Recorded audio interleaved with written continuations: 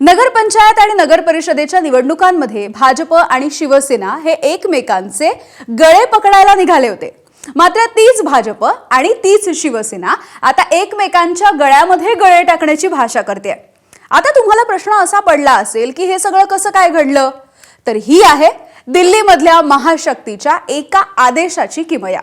होय, रवींद्र चव्हाण यांनी बुधवारी अमित शहांची भेट घेतली आणि त्यानंतर अगदी लगेच गुरुवारी एकनाथ शिंदेंना देखील ते भेटले आणि शुक्रवारचा सूर्य उजाडताच मुंबईसह सगळ्या महत्त्वाच्या महानगरपालिका आम्ही युती म्हणून लढणार असल्याचं जाहीरही करण्यात आलं।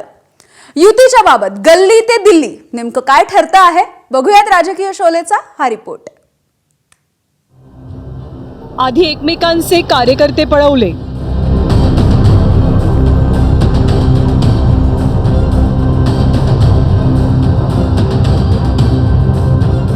मग एकमेकांची उणीधुणी काढली।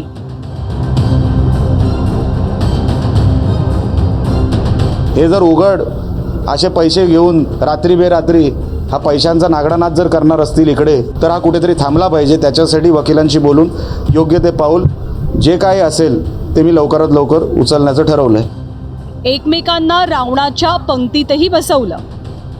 अहंकार तर रावणासारखा अहंकार होता, रावणाची लंका जळून खाक झाली अहंकारामुळे, आणि तुम्हाला 2 तारखेला तेच काम करायचं आहे।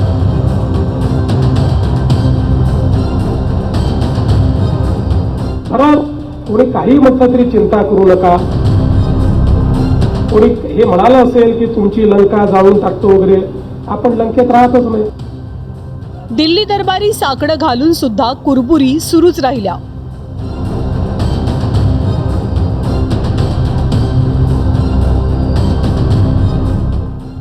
आता मात्र या दोघांनी ठरवलंय,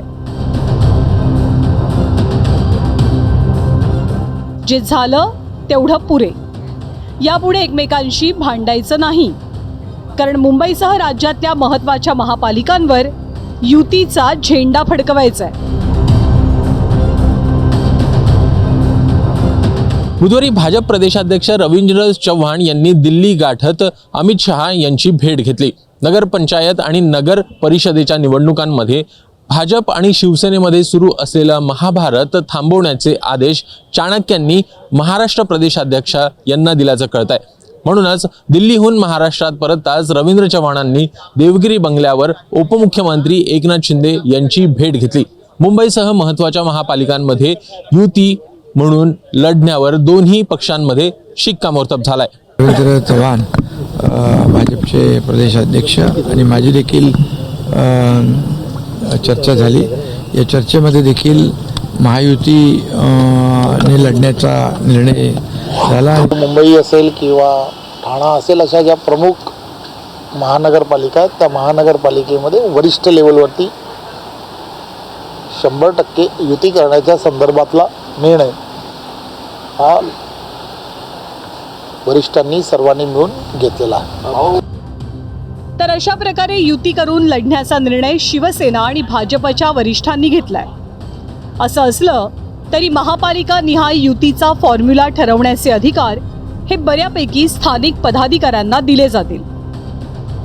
ज्या प्रमुख महानगरपालिका आहेत, या महानगरपालिकेमध्ये युतीचे असणारे त्या ठिकाणची काही कमिटी तयार करावी आणि त्या कमिटीमध्ये त्या ठिकाणी कशा पद्धतीने युतीचा फॉर्म्युला असला पाहिजे या संदर्भात त्या ठिकाणचे असणाऱ्या प्रत्येकाने तिथल्या असणाऱ्या कमिटीने चर्चा करावी असं चर्चा झाली।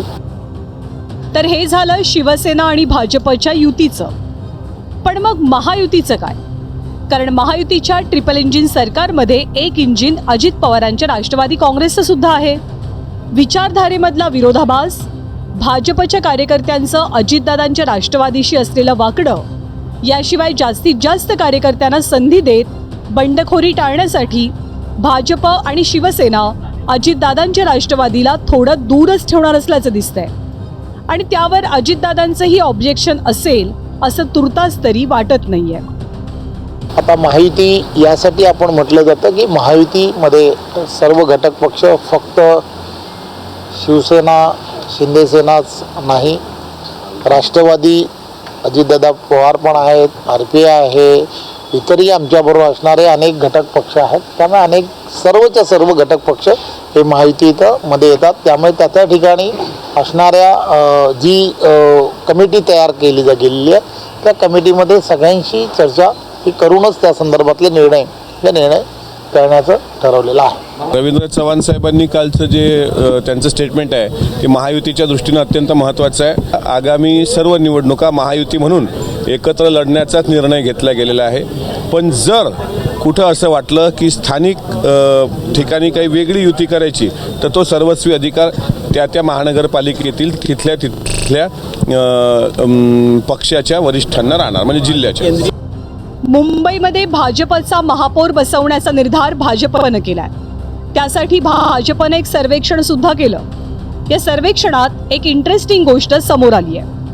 ती म्हणजे मुस्लिम बहुल भागात एकनाथ शिंदेंची वाढलेली पॉप्युलॅरिटी. 70% मुस्लिम लोकसंख्या असलेल्या मुंबईतल्या 18 वॉर्डात भाजपनं एक सर्वेक्षण केलंय. मुस्लिम बहुल भागात भाजपपेक्षा एकनाथ शिंदेंना जास्त पसंती आहे. मुस्लिम महिलांमध्ये लाडकी बहीण योजनेचा प्रभाव दिसतो. मुस्लिम बहुल भागात शिवसेनेचा उमेदवार विजयी केला तर विजयाची शक्यता जास्त आहे. मुंबईत 18 वॉर्डात 50% मुस्लिम लोकसंख्या आहे. मुंबईत एकूण 7 वॉर्डात 35% मुस्लिमांची लोकसंख्या आहे. त्यामुळे मुस्लिम बहुल जागा शिंदेंच्या शिवसेनेच्या पदरात टाकण्याची तयारी भाजपनं केल्याचं कळतंय. काय कुठल्या जागा देण्याचा घेण्याचा असा काही विषय नाही. परंतु मी एकच सांगतो, आम्ही योजना करताना कुठे भेदभाव केलेला नाही. सर्व समावेशक अशा योजना आम्ही केलेल्या आहेत आणि विकास करतानाही काही फरक केला नाही. आणि लोकाभिमुख कल्याणकारी योजना, लाडकी बहीण योजना करताना देखील आम्ही कुठलाही भेदभाव केलेला नाही. नगर परिषद आणि नगरपंचायत निवडणुकांमध्ये एकमेकांचे गळे पकडणारे नेते आता एकमेकांच्या गळ्यात गळे घालून तुमच्याकडे मतं मागायला येतील. थोडक्यात काय, या नेत्यांचं ना भांडण खरं असतं ना सलोखा. सत्तेसाठी सोयीनुसार यांचे मित्र आणि विरोधक बदलत असतात. महापालिका निवडणुकाच्या प्रचारादरम्यान तुम्हाला याची प्रचिती पुन्हा एकदा येणार आहे. अभिषेक मुठाळ, ABP माझा, नागपूर. ABP माझा, उघडा डोळे बघा नीट.